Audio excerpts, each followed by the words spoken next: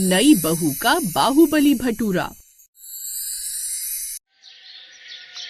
गायत्री के माता पिता उसके लिए रिश्ता ढूंढ रहे थे। एक दिन गायत्री के पापा सोहन लाल जी जब बाजार से कुछ सामान लेकर लौट रहे थे तो अचानक वो एक गली में चक्कर खाकर गिर गए। उनके हाथ से सब्जी का थैला छूटकर गिर गया। गली में ही श्यामलाल जी की छोले भटूरे की एक दुकान थी। उन्होंने जब सोहन लाल जी को गिरते हुए देखा तो फौरन बेटे सूरज को आवाज लगाई। सूरज बेटा, जा दौड़ कर जा, देख वहाँ कोई सज्जन गिर गए हैं, लगता है बेचारे को चोट भी आ गई है। सूरज दौड़ता हुआ श्यामलाल जी के पास गया, उन्हें कर उठाया और दुकान पर ले आया। अंकल जी, आप यहाँ आराम से बैठो, मैं आपके लिए पानी लाता हूँ। बेटा बहुत बहुत धन्यवाद। सूरज बेटा, पास के जो मनोज डॉक्टर साहब है उन्हें पूछ ले, क्या पता बीपी वगैरह हाई ना हो गया हो। हाँ शायद आप ठीक कह रहे हैं। भाई साहब, आज सुबह जब बाजार निकला था तो बीपी की दवाई लेना भूल गया था। अंकल आप मेरे साथ चलिए, यहाँ 2 कदम पर डॉक्टर मनोज का क्लिनिक है, वो चेक कर लेंगे। हाँ सूरज बेटा, इन्हें दिखा ला जा। सूरज सोहन लाल को डॉक्टर की दुकान पर ले जाता है। जब सोहन लाल गिरे थे उनकी जेब से मोबाइल गिर गया था। उस समय सूरज ने मोबाइल अपने हाथ में पकड़ लिया। सोहन लाल के फोन पर बेटी गायत्री का कॉल आ जाता है। अंकल का फोन बज रहा है, डॉक्टर चेकअप कर रहे हैं, मैं ही उठा लेता हूँ। हेलो। कौन? फोन किसने उठाया पापा? जी मैं सूरज बोल रहा हूँ, वो आपके पापा। क्या हुआ पापा को? घबराइए नहीं, आपके पापा ठीक हैं। गायत्री और उसकी मम्मी घबरा गए थे। सूरज ने गायत्री को पूरी बात भी नहीं बताई थी कि गायत्री ने अपना पर्स उठाया और ऑटो पकड़कर सीधा श्यामलाल की दुकान पर पहुंच गई। गायत्री सोहन लाल की इकलौती संतान थी, देखने में सुंदर भी बहुत थी। एक पल के लिए तो सूरज उसे देखता ही रह गया। Thank you uncle ji, thank you Suraj ji, आपने हमारी इतनी हेल्प की। हाँ गायत्री बिटिया, ये लोग बहुत अच्छे हैं। भाई साहब, ये तो हमारा फर्ज है कि कोई परेशानी में हो तो उसकी मदद करो। गायत्री बिटिया, नौकरी करती हो क्या? नहीं अंकल जी, मैं जॉब नहीं करती, मैंने कुकिंग कोर्स किया हुआ है तो ऑनलाइन कुकिंग क्लासेस देती हूँ। ओह अच्छा, फिर तो तुम खाना बनाने की कला में बहुत निपुण होगी। हाँ भाई साहब, गायत्री बहुत अच्छा खाना बनाती है, बस अब तो इसके लिए अच्छे रिश्ते की तलाश है। कोई अच्छा लड़का मिल जाए तो।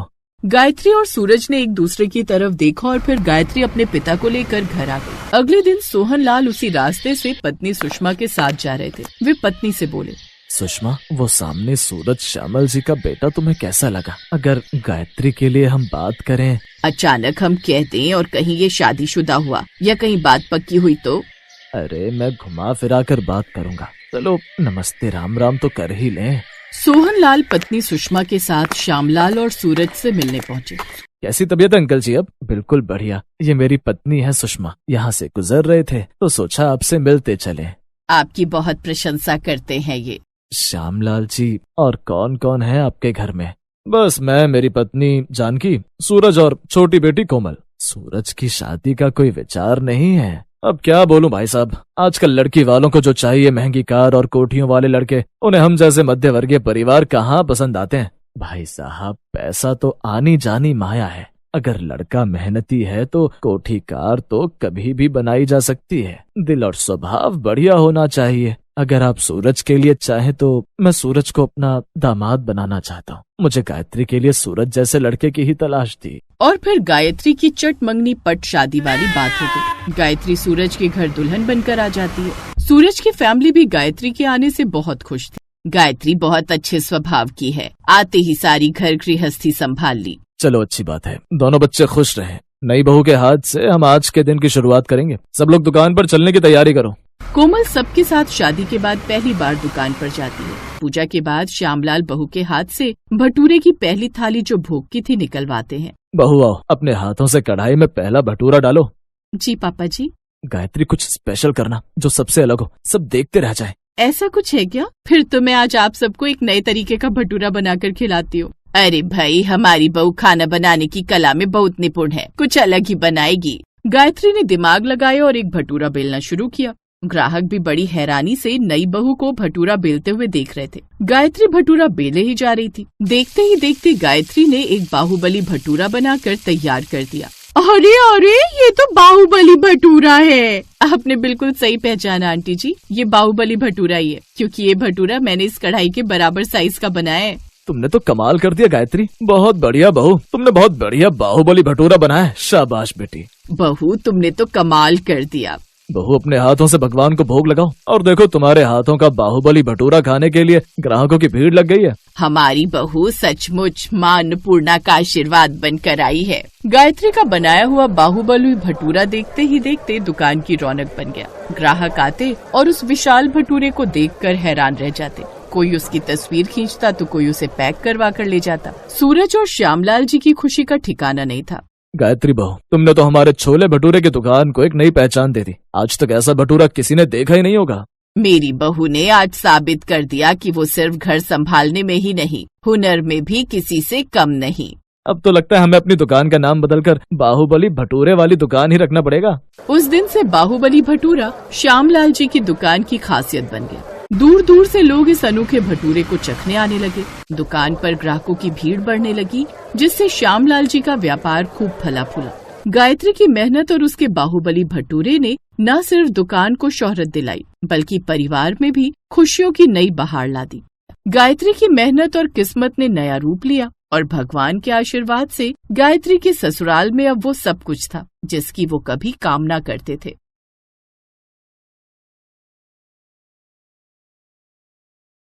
बहुत ही सुनसान गांव हुआ करता था। चारों तरफ हरियाली थी, लेकिन उस गांव में सिर्फ एक ही घर था, जिस घर में गजोधर, अहिल्याबाई और उसकी एक बेटी ममता रहती थी। उसकी माँ किचन में खाना बना रही थी कि तभी अचानक एक चम्मच उसके हाथ से छूटा और जमीन पर गिर गया। मेरी तो जान ही निकल गई थी। ऐसा लगा जैसे कोई बम गिरा हो। ममता अपने कमरे से निकलकर डरते हुए बाहर गई तो किचन में उसकी माँ खाना बना रही थी। क्या हुआ माँ, आपको कुछ हुआ तो नहीं? तू बार बार डर क्यों जाती है?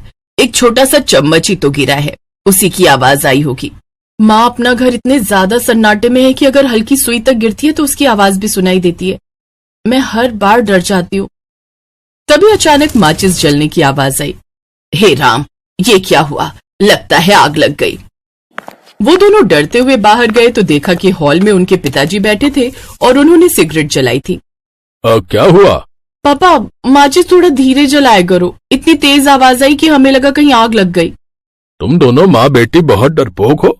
कहीं कदमों की आवाज सुनकर डर जाती हो तो कहीं सांस लेने की आवाज सुनकर। पापा, इतनी सन्नाटे जगह में घर बनाने की क्या जरूरत थी आपको? अपनी बेटी को अच्छे से तैयार कर दो, क्योंकि कल इसे लड़के वाले देखने आ रहे हैं। ममता अपने पिता के मुंह से ये सुनकर थोड़ा हैरान हो गई। पिताजी, आपकी जो भी पसंद होगी मैं वहाँ शादी कर लूंगी। बस एक बात का ख्याल रखना, उनका परिवार बहुत बड़ा होना चाहिए, क्योंकि इस घर में हम 3 ही लोग रहते हैं। ऊपर से घर में इतना सन्नाटा रहता है कि मुझे जरा सी आवाज सुनकर डर लग जाता है। अब बेटे चिंता मत कर, कल जो परिवार आ रहा है उनका परिवार बहुत बड़ा है। तू सोच भी नहीं सकती, उससे भी ज्यादा बड़ा परिवार है उनका। ये सुनकर ममता खुश हो गई। ममता चाय लेकर आई और इतना बड़ा परिवार देखकर वो बहुत खुश हो गई। पहली बार उसे अपने ही घर में डर नहीं लग रहा था। लड़के शेखर की शादी ममता के साथ तय हो गई, लेकिन उनके जाते ही सन्नाटा एक बार फिर से छा गया। माँ, पिताजी, इन सब के जाते ही सन्नाटा कितना ज्यादा हो गया ना। मुझे तो अपनी सांसों की आवाज तक सुनाई दे रही है। कुछ ही महीनों बाद शेखर की शादी ममता के साथ हो गई।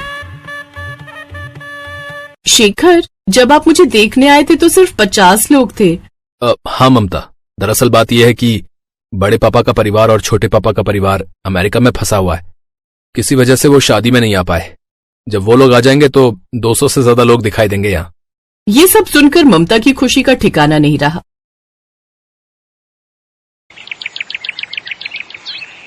अरे बहू, तुझे छोले भटूरे बनाने आते हैं क्या? हाँ सासू माँ, मुझे बहुत अच्छे छोले भटूरे बनाने आते हैं, और आपने तो मेरे मन की बात ही छीन ली। मुझे भी छोले भटूरे बहुत पसंद है।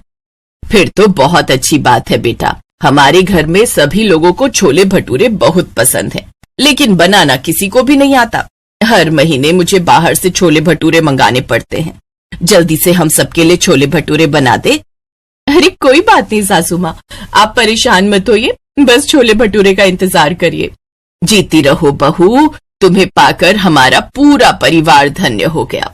देख रही हो दीदी, हमारी नई देवरानी साहिबा को लग रहा है कि सासू माँ इसे बहुत प्यार करती हैं, लेकिन शायद इसे नहीं पता कि ये हमारे चक्रव्यूह में फंस गई है।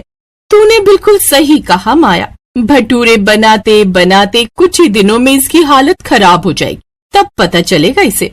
पूरे परिवार के लिए ममता ने छोले भटूरे बनाए। सबके लिए 2-3 भटूरे भी अगर वो बनाती है तब भी लगभग 1000 तो हो ही जाएंगे। सासू माँ, छोले भटूरे तैयार हैं, आप सब लोग बैठ जाइए, हम लोग अभी लेकर आते हैं। सब लोग खाने की टेबल पर बैठ गए, तभी वहां पर उसकी जेठानी आ गई। देवरानी जी, क्या कहा आपने? हम लोग लेकर आते हैं। आज तेरी पहली रसोई है, इसीलिए सबको खाना तो अकेले ही परोसेगी। ये इस घर का नियम है, हमारे साथ भी ऐसा ही हुआ था। कोई बात नहीं जेठानी जी, मुझे पहली बार इतने सारे लोगों के साथ रहने का और उनकी सेवा करने का मौका मिला है, इससे बड़ी खुशी मेरे लिए क्या हो सकती है। ममता ने खुशी खुशी सभी को खाना परोस दिया। पूरे परिवार को छोले भटूरे बहुत पसंद आए। ममता, तेरे हाथ में तो जादू है, आज के बाद इस घर में छोले भटूरे के अलावा कुछ नहीं बनेगा। बिल्कुल सही कहा तुमने भाग्यवान, बहू साक्षात अन्नपूर्णा है। हमारा परिवार जनसंख्या की दृष्टि से तो बहुत आगे है ही, लेकिन लंबी लंबी फेंकने में भी बहुत आगे है। सासू माँ, ससुर जी, मैं बचपन से ही बहुत छोटे परिवार में रह रही हूँ, यहाँ तक कि हमारे गांव में सिर्फ अकेला ही गांव है। आप लोगों ने देखा ही है, इतने बड़े परिवार की सेवा करके मुझे बहुत अच्छा लग रहा है।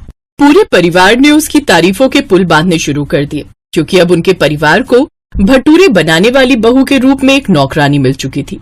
उनका परिवार सुबह शाम ममता से सिर्फ छोले भटूरे ही बनवाते थे, बाकी कोई काम नहीं करने देते थे। अरे ममता बेटा, आज हमारे घर में कुछ रिश्तेदार आ रहे हैं, मैं उन सभी को तेरे हाथ के छोले भटूरे खिलाना चाहती हूँ। कई महीने बीत चुके थे, इसीलिए अब ममता छोले भटूरे बनाने का नाम सुनते ही डर जाती थी, लेकिन काम तो उसे करना ही था। ठीक है सासू माँ, कितने लोगों के लिए बनाने हैं? 400-500 लोगों के लिए बना दे। ये सुनकर ममता घबरा गई। कभी कभी सोचती हूँ इतना बड़ा परिवार आखिर बना कैसे होगा, ये परिवार है या इंसान पैदा करने की मशीन। खैर, ममता रसोई घर में चली गई, सभी के लिए छोले भटूरे बनाने लगी। मुझे ही बड़े परिवार में जाना था, लेकिन इतने बड़े परिवार में भेज दिया तूने भगवान। शाहरुख खान ने सही कहा था कि किसी चीज को दिल से चाहो तो पूरी कायनात उसे तुम्हें मिलाने में लग जाती है। अब जब पूरी कायनात मेरे लिए काम कर रही थी तो इतना बड़ा परिवार तो मिलना ही था। कम से कम 2000 भटूरे बनाते बनाते उसकी सांस फूल गई और वो वहीं बेहोश होकर गिर गई। आपकी पत्नी किसी बहुत बड़े होटल में काम करती है क्या? अरे नहीं नहीं डॉक्टर साहब, मेरी बीवी किसी होटल में काम करेगी? आप तो मुझे जानते हैं ना। दरअसल इसकी पूरी बॉडी के अंदर तेल और मसाले के तत्व चिपक चुके हैं। ऐसा उन्हीं के साथ होता है जो 5 घंटे से भी ज्यादा रसोई घर में बिताते हैं। सही टाइम पर ले आए आप, वरना इनकी तो दिल की धड़कनें तक रुक चुकी थी। डॉक्टर साहब ने उसे कम से कम 15 दिनों के लिए एडमिट कर दिया। छोले भटूरे के लालच में हम लोगों ने बहू के बारे में तो कुछ सोचा ही नहीं, बेचारी मरते मरते बची है। तुम सब उसकी मदद नहीं करती थी क्या रसोई घर में? माँ जी, हम ज्यादा से ज्यादा क्या ही कर सकते हैं, सिर्फ मसाले बनाकर दे सकते हैं, बाकी सारा काम तो उसे ही करना पड़ता था ना। आपने इतनी ज्यादा तारीफ कर दी कि वो बेचारी ना भी नहीं कह पाई। 15 दिन बाद शेखर उसे घर ले आया। आप सब लोग कान खोलकर सुन लीजिए, मैं कई दिनों से ममता की हालत देख रहा था, पर कुछ कह नहीं पा रहा था, वरना आप लोग मुझे बीवी का गुलाम कहने लगते। लेकिन इसकी हालत बहुत खराब हो चुकी थी। डॉक्टर साहब ने लगभग 6 महीने तक तेल और मसालेदार खाना खाने के लिए भी मना किया है, और किचन में जाने के लिए तो पूरी तरह से मना किया है। लेकिन पूरे परिवार को पहले ही अपनी गलती का एहसास हो चुका था, इसलिए उसके ससुर ने कहा, बेटा, मैं भी तेरी सास की वजह से कुछ नहीं बोल पा रहा था। ममता बेटा, हम वैसे भी तुझे अब इतनी मेहनत नहीं करने देंगे।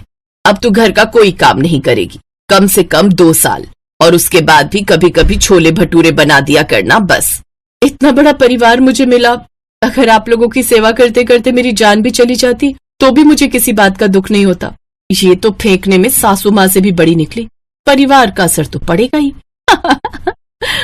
तो इस तरह से उस दिन के बाद से उनके पूरे परिवार ने ममता को ज्यादा काम नहीं करने दिया।